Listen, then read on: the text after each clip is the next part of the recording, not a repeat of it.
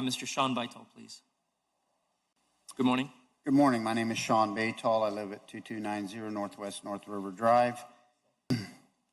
First thing I'd like to say after that, the topic is that this is a call for funding 24-hour, 7-day-a-week law enforcement, active law enforcement on the Miami River and the surrounding waters. You just mentioned that your tax base was growing 10% and you're cutting the millage rate, so I don't want to hear about there's no money for that. I want to thank Commissioner Gort over there and Commissioner Russell and Mayor Suarez for taking your personal time and making this an effort to hear my comments about safety on the river. I want to thank Brett Babau and Horacio Aguirre from the Miami River Commission for the work they've done, and members of the Miami River Commission, past and present, for the work you've done. You've done a great job. The Miami Marine River Group, the Miami River Foundation, the homeowners groups, the law enforcement. I specifically want to thank Commander Sierra Valapata for being available and attentive for annoying people like me.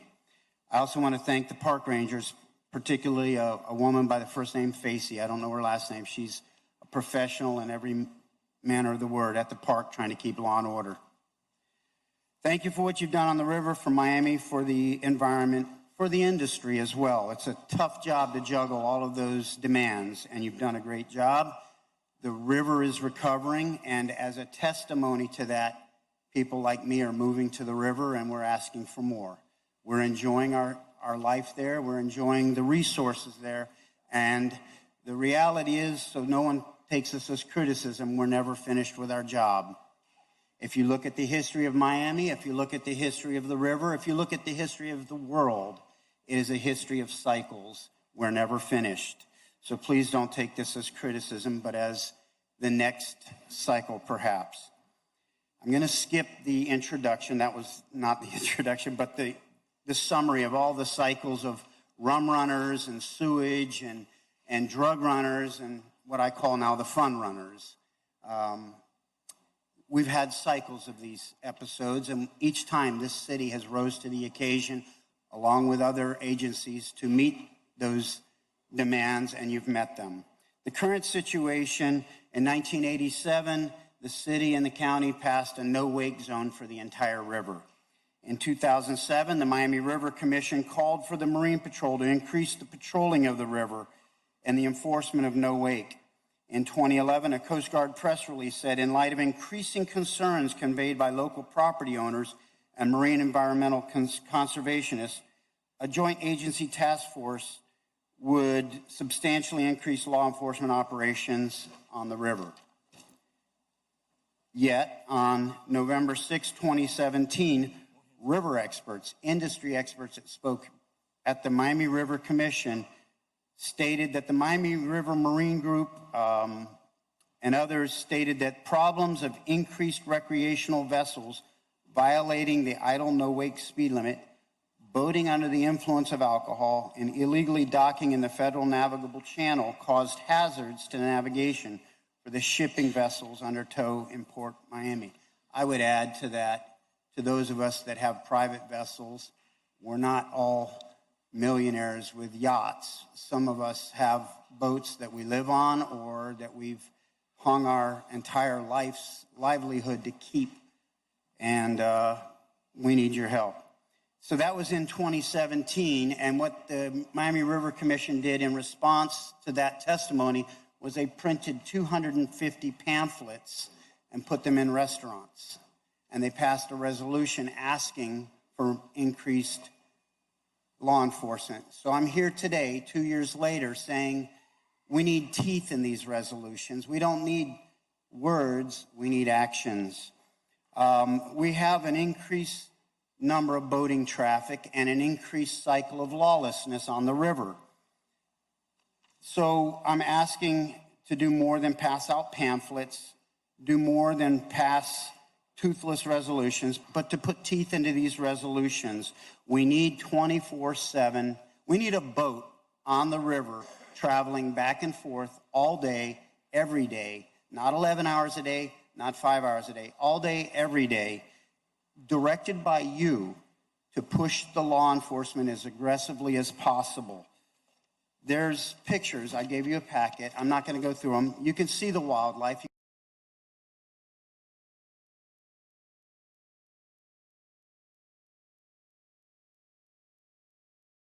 You can also see the manatees with the scars on them. They don't get out of the way of boats. You can see the dolphins swimming in the river. We've got ospreys. We've got tarpon. We've got snook. We've got jack.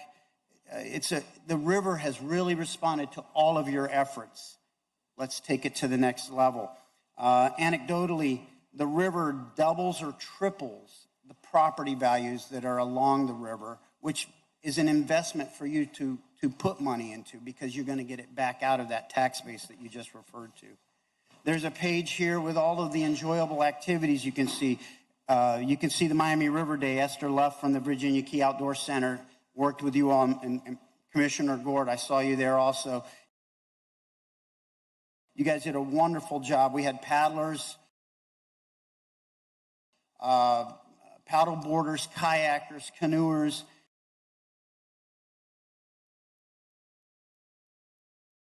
You can see a picture of the Lawrence Canal there. If you have never been down that canal by canoe or kayak and passed by the Seminole or Miccosukee Caves, it's a beautiful sight. You wouldn't even know you're in Miami. You feel like you're in the Amazon or something.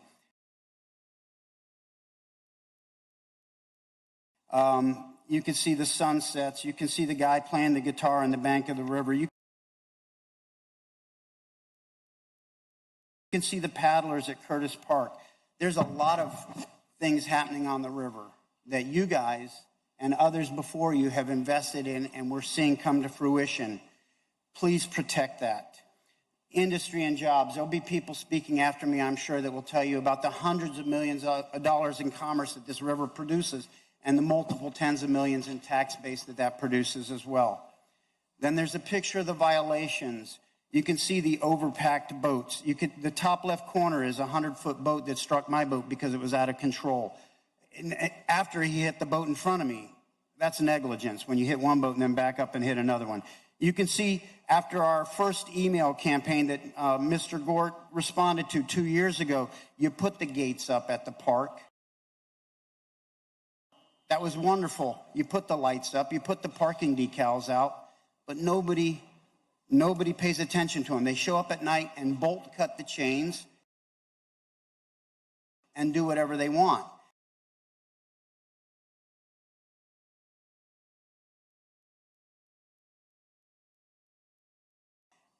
And we've got signs there that say the park is closed at sunset. I don't want it closed at sunset, but either put staff there all hours or take the signs down, because to have signs up that say what a regulation is and you don't enforce it, you teach the public to have contempt for the law and your authority. You can see the derelict vessels. The entire river is a navigation channel. The tugboats that have to pull these big freighters, they have to go from side to side. Little boats are going all along the sides of the river. We keep our boats on the side of the river. If you leave a derelict vessel in the water, you're not doing due process for the owner of that vessel, for the owners of the properties along the river, or for the environment, because that boat will sink, and every one of them has, that I have observed in the 5 years that I've been there. Sir, thank you. We've gone way beyond the time. I want Good morning. John Lawrence is my name. I'm a resident of Miami, citizen and voter. I've lived in Miami since 1976. And I've lived on the Miami River, whether the North Fork, South Fork, or the main channel, for the past 17 years. I'm here to reinforce what Mr. Batol is bringing to your awareness, and the request that he's making. I especially want to underline the illegal, unethical boating. I don't know if you can call it unethical, but the illegal boating that occurs regarding overcrowding, unlicensed charters, speeding in no-wake zones, et cetera, et cetera. And I'm talking specifically about the Miami River. I notice in his handout, he's talking about increased enforcement that was provided near Bayside and Bayfront Park. Quite a bit of development has occurred. That's on the bay. Quite a bit of development has occurred on the river with restaurants, clubs, destination points for many just afternoon day trippers. Many of the arrivals are by boat, and they all seem to come from the west end of the river.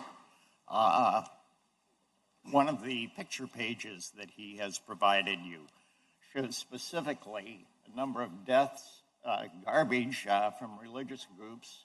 The upper corner shows one boat in particular, which I see on a regular basis. I counted 14 people on it the other day. This would be the last picture page. I counted 14 people on it the other day. 13 of them were women and one gentleman running the boat.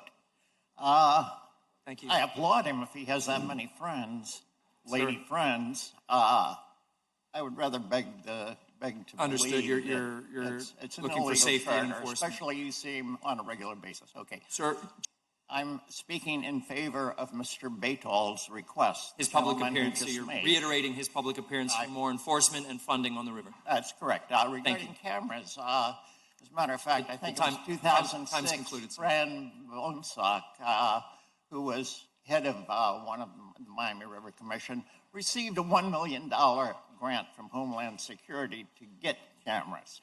I've yet to see any cameras Understood. appear. Okay? Thank you. Thank you. And I apologize. We have to move on. We have a lot of folks. Thank you. Good morning. Good morning, Council. Anthony Donito, we're residents of the river. We live aboard, and we're here to address the same issues and voice our concerns and maybe offer something that we feel might be helpful for you guys to decide what we can do. Regarding abandoned vessels and debris on the river, I feel like if we had someone that we can call that can respond to some of these issues would be great. And I will give you some examples. The manager is the person you need to call. I'm sorry? The manager, the city manager. Okay, I have called city police, I've called Coast Guard, I've called FWC, and I pretty much get the same response. But you're recommending a hotline. Understood. Okay. Yep. This is a photo. I don't know if you can see it from there, but that's about an 18-foot wooden floating device that was floating down the river that I recovered on a Friday afternoon, because on Friday evenings and Saturday evenings is when we get a lot of the speeders that are going between the marina and the nightclub down there, and we call on that all the time. Now, I've only been on the river since December. I've probably called in about 10 times, and I'm usually met with the same answer, which is, there's nobody there. There's nothing we can do at this point. We'll send somebody in, but 30 minutes later when they're calling from the entrance of the river asking me where the person is, I don't know where the person is. So when I find debris like this floating up the river that can kill someone or potentially have them kill somebody else, I call in and I'm told that they're going to send in a radio call, which these guys aren't listening to. They're blasting their music and they're speeding. My suggestion is, and most of the folks here that are behind me that live on the river with me, the suggestion is simply to have somebody there, have somebody available, have a boat available that is up the river a little bit better, so that we can have some better response times when we do call in. Thank you. Anything else? Good recommendation. That's a separate issue. Thank you very much. Good morning. Good morning, gentlemen. My name is Adam Gettinger. I live at 1611 Northwest South River Drive. I'd like to speak on agenda item number 1. And first thing I'd like to do is thank Mr. Baytall for taking the time and effort to address this. I agree with him. There are a lot of issues on the river as far as speeding goes, noise, and I'd like to basically speak mostly on behalf of the manatees that have no voice. I live on the river. They seem to have adapted to swim along the sides of the river, avoiding the traffic patterns. We get a lot of speeders who also do the same. They see that the boats are on one side, they run along the seawall, so they're taking the exact same path the manatees are doing, trying to get away because they're breaking the law and going at a high rate of speed. And when they swim under my dock on a daily basis, I see prop scars on them. So I've done some research as well and taken some time to look into a possible solution. And one of them that I found is through a company called Polaris Sensor Technologies in Huntsville, Alabama. Basically, it's like an intersection light. Polaris Sensor is unique in that they have discriminating systems that will actually tell pedestrian right away at an intersection, identify a car versus a pedestrian. I spoke with the engineers. I've been in touch with them a lot. And they can even detect sheens of oil on the water and alert for an oil spill. They can work at night. They've sent a proposal to the city. They want a $500,000 contract to set up the system, which would be a radar-based system. It would actually determine that it's a vessel, its exact speed, take a photograph of its FL number. I've described to them the parameters of the river. I believe it's around 260 feet at my house, which is about the widest point of the river. And they're confident that they can implement a system that will work 24 hours a day. I do agree with Mr. Baytal that an actual officer patrolling the river would be outstanding also. I mean, the city of Miami was named essentially after the Miami River, which is the only freshwater river in South Florida. So it means Sweetwater and Tequesta, I believe. Thank you. And we ought to protect it. And I'd just like to say a couple more things if I can. The system that they have proposed involves radar. It can also be done over 2 points in space, as in a less expensive option would be available rather than spending the $500,000 and using the radar. If police could meet with the people from Polaris Sensor and determine, the logistics of it, it could be done for less money and effectively. Thank you. Good morning, everybody. Roselvic Noguera, 3038 Northwest, North River Drive, here on behalf of Antillean Marine Shipping Corporation. Antillean have been on the river, most of you know, for more than 55 years. And today is the largest maritime shipping company in the river. We have weekly sailing for Haiti, Dominican Republic every week. And we conduct about 8 to 10 vessel movement every week.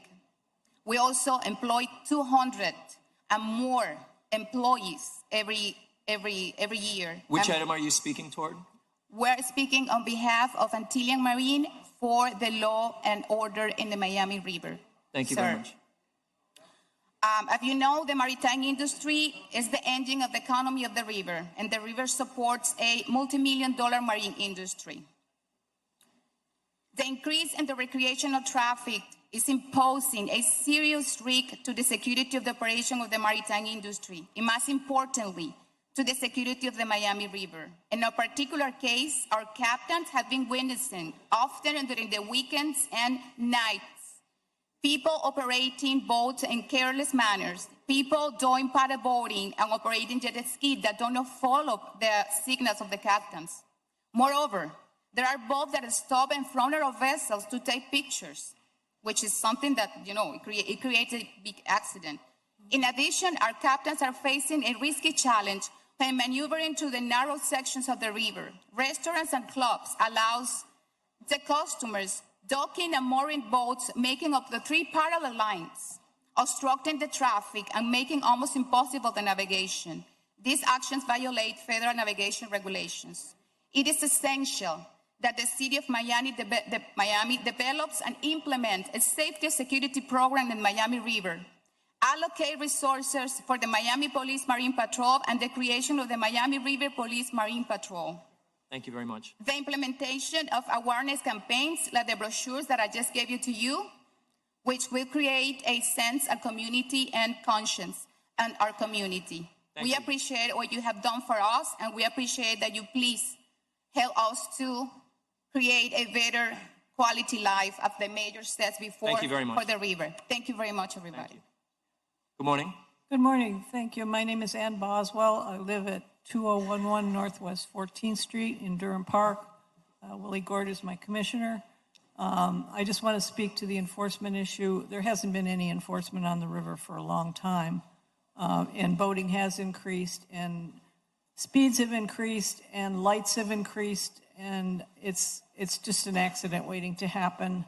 I don't know about 24/7, but certainly on the weekends we should have some. I'm also a member of the Miami Yacht Club, and the police boats are there. I remember years ago they were on the river around 12th Avenue. It would be good if we could have some presence on the river. It would be excellent. There is no enforcement now. And it would also be a source of revenue for the city if boats were ticketed, and I'm sure it would take a short time before they got the message and slowed down. My boat has been damaged at least 2 or 3 times by vessels that were operating illegally. Thank you very much for your time. I appreciate it and all your hard work. Have a good day. Thank you for your comments. My name is Lori Ott. I live on the Miami River, and we've had a big problem with the wake enforcement. The boats are speeding all the time terribly. An accident is going to happen sometime. And I live on like the widest part of the river. So when you have 2 big boats, ships passing, the boats, I don't know if they know the rules, but they're not allowed to pass, and they're passing even faster around these boats. It's a very dangerous situation. And I would gladly welcome video cameras on my property and a law enforcement boat if we could do that. Thank you. Please, if you could address the manager, he can get your address if you're offering your property for a potential surveillance of the river. Good morning, Commissioners. My name is Eleazar Melendez. I'm a resident at 1861 Northwest South River Drive in the city of Miami. As a neighbor of the river, I'm here to support my neighbors who are here today in mass to basically deliver a simple message that when it comes to the enforcement of the regulations and rules in the Miami River, we deserve better. Right now, I have limited time, so I'm only going to talk about 2 issues. One of them is addressed in DI4, which is a discussion item that you have, which has some legislation being looked at to address the issue of derelict boats and vessels. I want you to look at that carefully later today, Commissioners, because I think that there could be a very simple change there that actually addresses this issue once and for all. When it talks about Section 5503A, about derelict boats that are a threat to the environment, to navigation, or to other hazards to the community, it says that the city may move them or relocate them. I think the city should be responsible for that. If we make it that the city shall do that, yes, there'll be a budget impact, but we can get that back with good work from the Grants Department, from FIND, and the Florida Wildlife Commission. Look, what we have with derelict boats is a simple structural issue. It's everyone's responsibility. It's the city, it's the county, it's the Florida Fish and Wildlife Commission, it's FIND, it's the Coast Guard. And what happens when it's everyone's responsibility is that it becomes no one's responsibility. So that small change can work, and I believe that we should advocate for that. On the other issue that I want to talk about is the issue of the no-wake idle zone and the speed at which the boats go down the Miami River. I believe there are technology solutions, there are some safeguards in there, but the more important thing is that we have to go back to seeing the river as somewhere where everyone can coexist and really demand that as a community. I thank you for your time, and I know you'll do the right thing. Your name, please? Emily C. Smith. Thank you for being here and hearing us today. I am speaking to the enforcement issue on the Miami River. And first thing I would say is, why follow rules if there are no consequences? Why follow the laws if there is no enforcement?